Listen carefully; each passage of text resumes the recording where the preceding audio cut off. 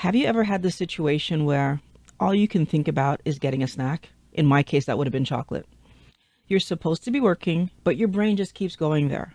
It's like someone took your brain hostage and is forcing you to crave things that you know aren't good for you. Sounds crazy, but those intense urges that you get for junk food are by design. This isn't a lack of willpower. It's about our brain's ancient wiring being hijacked by modern food science. We're going to look at the psychology behind your junk food cravings, but more importantly, I'm going to walk you through how to end your brain's hostage situation once and for all. Now, what's this powerful force controlling your cravings? Cravings are based on our natural survival instincts. We used to spend all day looking for food. Our brain is wired to respond to fat, sugar, and salt that signals to us that we found some nutrient-dense, great for our body food because that was critical for us to survive, Wellness Warrior. When we found and ate food, our brain released feel-good hormones like dopamine. That makes us want to seek out those same foods again and again and again. Until this day, that's how it works. Eat something good for your body gives you a signal to go do that again. This is actually a survival mechanism. The problem is that modern junk food is engineered to be hyperpalatable. Hyperpalatable means that it hits those salt, sugar, fat buttons in a way that our natural food just never would be able to replicate. Real food can't do that. So, in my brain, the reward center gets stimulated every time I eat junk food because those buttons are being pressed, and my brain is swimming in dopamine. It feels great, which now means that junk food isn't just about physical hunger. It's making me feel good. It's triggering something in my brain that's making me feel good, Wellness Warrior. We end up eating our emotions because when we eat certain foods, most of the foods that we eat today cause this reaction in our brain that make us feel better. So we eat comfort foods when we're stressed, when we're sad, even when we're bored. This is not natural. This is actually a learned behavior. I want you to think about your childhood. Or worse, if you're a parent like me, think about how you parented. I know that I gave my children sugary treats when they were upset. I rewarded them with sugary treats. And I remember getting treats when I was a child. My brain was taught to associate chocolate, in my case, with feeling better, even though it is just a temporary relief that I'm getting. But if you do that enough times, over the course of time, this strong psychological connection becomes made, and that is a huge problem because the relief I'm getting is temporary. What happens when some external temporary food is needed to make you feel better? You need it to feel better. We actually need junk food to help us just feel good during the day. We've been taught to use food to cope with life's problems and all of our underlying emotions without us having any clue that that's what we were taught. We didn't know we were doing it. By the time that we figure this out and end up seeking therapy to try to understand why we don't know how to solve problems in our life, it's so ingrained that we fail to solve it in therapy. Can I point out that many psychologists don't help people to understand why they crave junk food even when they're happy? Guess what? Happy is an emotion. We don't just comfort ourselves with junk food, we celebrate with junk food as well because all emotions are pointed back to junk food. And therefore, junk food and those positive emotions are connected together. Our environment plays a huge role in our cravings. Again, Easter, Christmas, all the chocolate and junk food around. Every activity we do has been associated with garbage. Every building that we visit gives us an opportunity to buy something to put in our mouths. We've been taught that going to the movies means you'll be eating popcorn. And then no matter what we are watching, we feel the need to nibble on something, Wellness Warrior.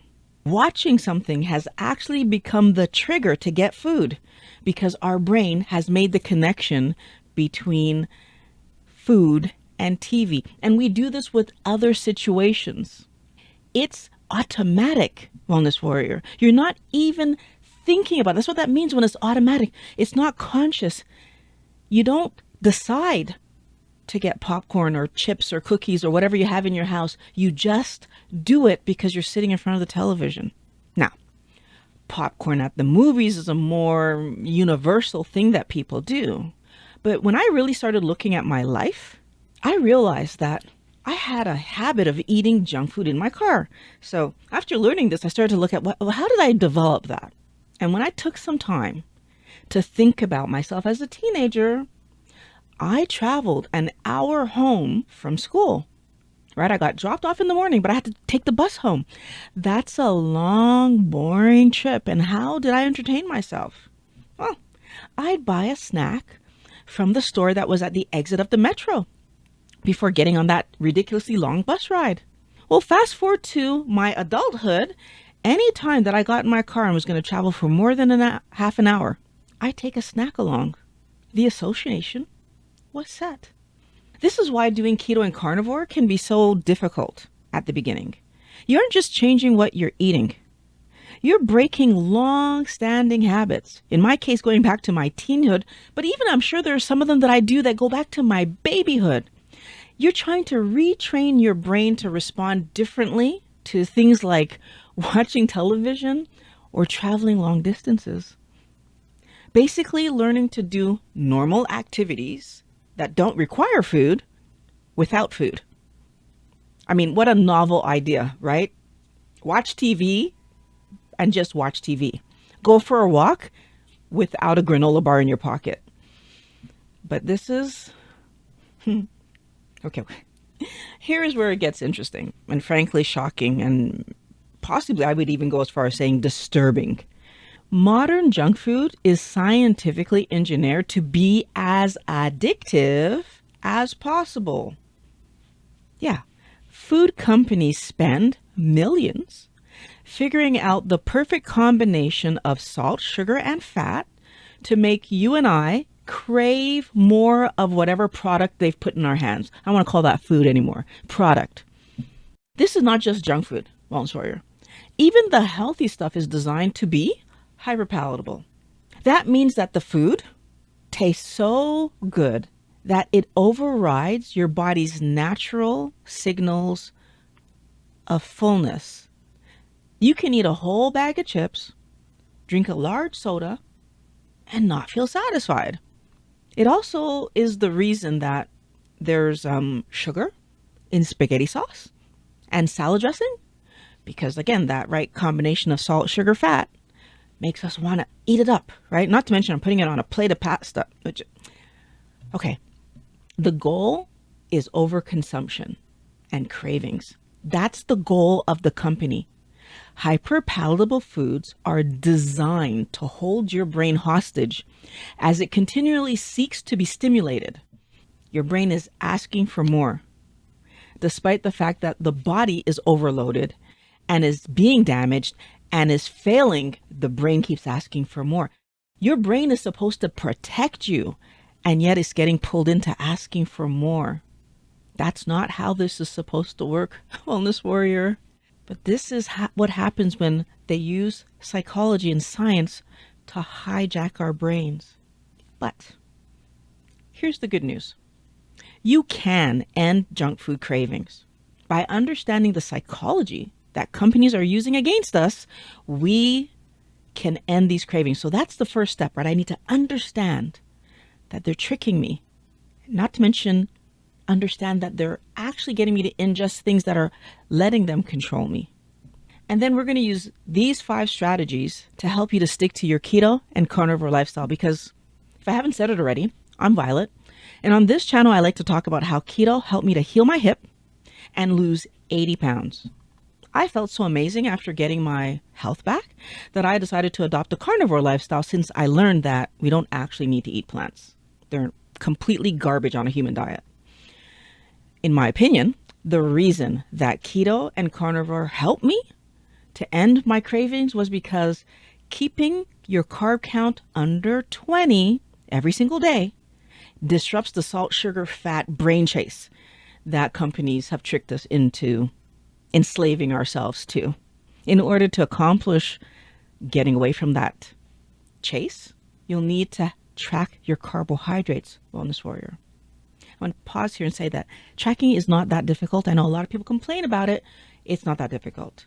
You get a food calculator and you take the food that you're eating, you weigh it, and then you put it in the food calculator. You weigh every single thing you eat, put it in the food calculator. I know it's an extra step, not even a few steps, it's an extra step. But by knowing how much broccoli, how much kale, how much eggplant, how much whatever it is that you've eaten, then you will be able to look at the calculator and see how much carbohydrate you actually put in your body.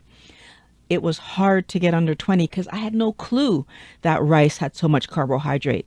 I had no clue that potatoes had so much carbohydrate. And then when I started to track, that's when I got a handle on it.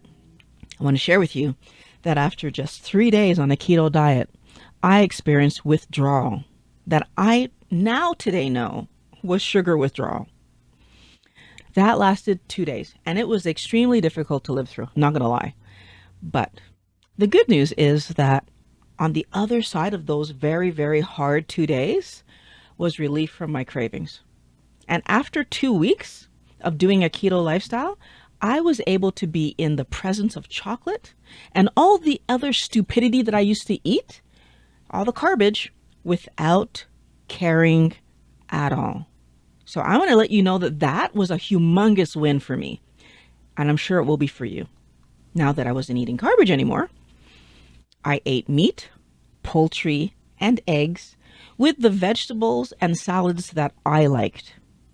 And I started off with those vegetables and salad. I started tracking, and that's how I got myself really under. But I started with the stuff that I was already eating.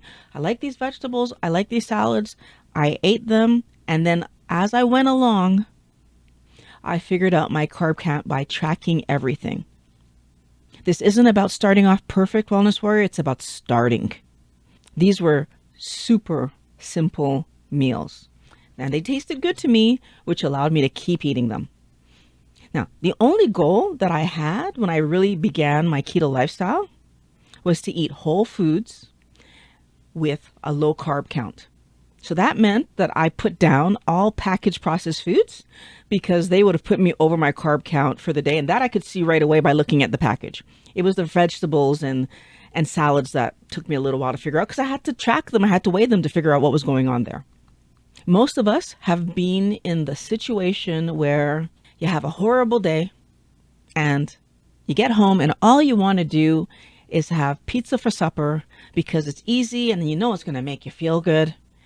Or you've felt sad about something during the day and you want some ice cream because you know it's going to make you feel good. But Wellness Warrior, it's important for you to become aware of your emotional triggers. Every time we let our feelings push us to eat off plan, we are starting over. Because you're going to end up chasing. You're going to end up chasing for how long? Is it 1 day? Is it 3 days? Is it 3 months? We end up starting over. The important thing here is to solve the issues in our lives because eating junk food does not actually solve anything. Actually, eating junk food makes your situation worse. That leads nicely into the second problem that we're going to need to look at, which are those situational triggers that companies have woven into the fabric of our daily lives. We can't avoid junk food because it's actually everywhere around us. So what we can do is remove it from our diet consistently. We do it consistently so that when we're around the junk food, they don't impact us anymore. So what that really means, Wellness Warrior, is that you need to give yourself enough time not eating the junk food so that when you are faced with it at some point, it doesn't impact you. This is not going to happen overnight. This is not going to happen in a 2 or 3 day period. It might take you much more than a week or 2 weeks or a month or through 2 months. I don't know how long it's going to take you. I know for me it took 2 weeks because I actually didn't touch any junk food. My body was able to acclimate faster, is what I think. Because let me tell you, I used to have chocolate several times a day. Everybody's different. What I want you to think about, though, is that committing to not having any junk food so that you can get faster to the point where when you see it, you don't care, makes this entire process so much easier. That might mean that you take a period of time where you know you're going to be on your own to start. For example, I'm starting on a Thursday because I know by the time the weekend hits, I'm going to be home and I'm not going to be around anybody. I can get through those withdrawal days and I can be back to work on Monday a little stronger than where I started. But I'm encouraging you, give yourself the time that you need away from chocolate, cookies, chips, whatever it is. Don't buy any, don't have any in your house for that first month. At least if it's not in my house, I have less chance of eating it. And there might be little people in your house. There might be other adults or other teens that want to eat the junk. They can have it outside the house until you get through this period of time. And then, Wellness Warrior, you're going to need to break the habit of eating every time you do something entertainment related, social, or just associated with snacking, like driving in your car, which was one of mine. Right? Do you have things that you've associated with snacking that now you're going to realize, oh, wow, what am I going to do when I'm in that situation? When I'm in my car driving, I should be driving. Right? When I'm watching a movie at the movie theater, I watch a movie at the movie theater. I don't eat anything anymore. It's important for us to eat when we're hungry because food is the solution to hunger. Like even keto-friendly snacks are still promoting not getting a meal when your body is asking you for a meal. We need to put our mind around food is to answer hunger, nothing else. And when your body asks you for a meal, please give it a meal. What are your biggest struggles with junk food, Wellness Warrior? Let me know in the comments below. And add a drumstick to let me know that you actually made it to the end of the video. I love being able to tell which Wellness Warriors have made it all the way to the end. And next, you're going to want to watch this video about how protein helped me to improve my health and lose more weight. You can click this link, or you can find it in the comment section after you've left your comment. It's the first pinned one. Click on the link. I'll meet you over there.